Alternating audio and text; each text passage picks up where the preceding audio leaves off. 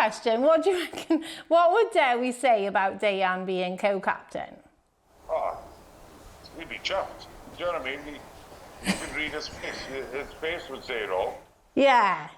He'd give him a good handshake, wouldn't he? Yeah, he'd grab him round the neck. Well done, fight. Or, you know. Yeah. Well done, son, wasn't it?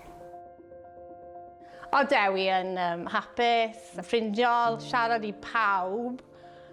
Na pam, o'n i'n credu oedd e'n mwynhau rygbi, oedd e'n mynd lawr I clwb, oedd dim lot o amser da fi I watch o rygbi, oedd e'n siarad I pawb. Oedd e'n proud iawn o bod yn dad. Oedd Dewi, un o arwyr y clwb yma, cyn gapten, cyn chwaraewr y flwyddyn, person caled iawn ar y ca. Fi oedd Dewi'n sal am sawl blwyddyn, and person cryf, person gonest iawn, tybod, a mi dalodd ati byw I fywyd, a fi'n cofio oedd yn braf y beth. 2 mlynedd nôl lawr yn gwylio Deian o Harren am yr Alban. Jyst yn gweld ar yr ochr, jyst yn gyrru fi mlaen eisiau gwneud e'n proud, a ffaint oedd e'n meddwl iddo fe, yn rhoi'r gwyn ar ei wyneb.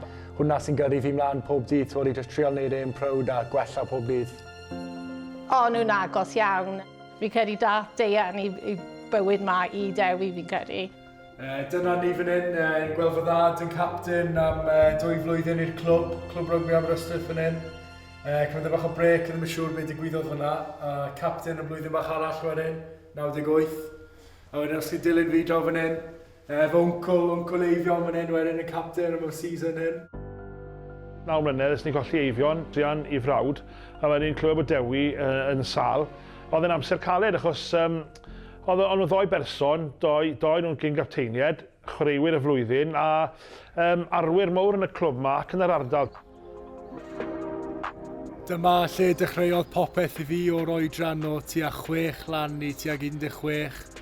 Atgofio melys iawn lan fan hyn o chwarae'r ifanc. Atgofio'n iawn byddai'n cofio am beth. Deian Gwynne fyna, y gŵr o Aberystwyth dros y bel. Hebddo'r clwb Aber, fydd e ddim wedi gwneud beth mae wedi gwneud. Mae'r clwb wedi bod na holl ffordd. So ie, mae wedi bod y clwb arbennig a mae wedi dal yn enjoyo mynd nôl na. Mae fe wastad I fod yn rhywun sy'r clwb yn bwysig dy fe, tybod. Mae'n I chwarae yma dros 10 mlynedd, mynd wedyn lawr I Hartbury.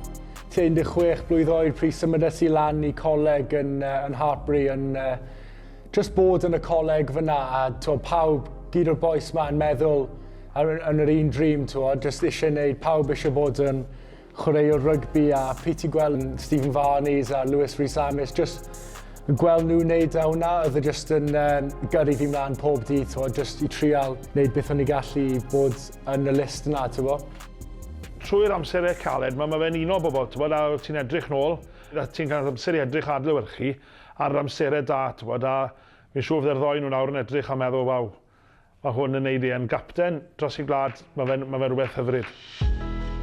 Ges I neges o whiff a Lloydi yn dweud bydden nhw'n dod lan I Ngaerloyw I gweld fi ar diwrnod off ymarfer ar y dydd Mercher. Daeth Steff, co-captain arall, eithon ni mas am bwyd a gofyn nhw'n cwestiwn beth byddwch chi'n meddwl, a jyst wrth y modd I bod yn neud gyda Steff, ffrind really dda I fi, a nhw'n cynnig bydden ni'n gweithio'n dda gyda'n gilydd. Tro ma, nath actually Deian ffonio fi lan a gweud wrtho fi, which yn bach yn unusual, cos ambell gwaith, sa'n clywed lot o fe. Oedd e'n genuinely yn chuffed, a oedd e'n gret I clywed hynna. Dim ffordd gwell I dachrau na gêm yn erbyn Lloegr yn lam fyna. Ni boes yn y derys, ni'n gwybod beth ni'n gallu gwneud, fel wnaethon ni llynedd, felly Dwi'n rhoi canolbwyntio ar ein hun a bydd popeth arall yn cymryd ffordd. Come on!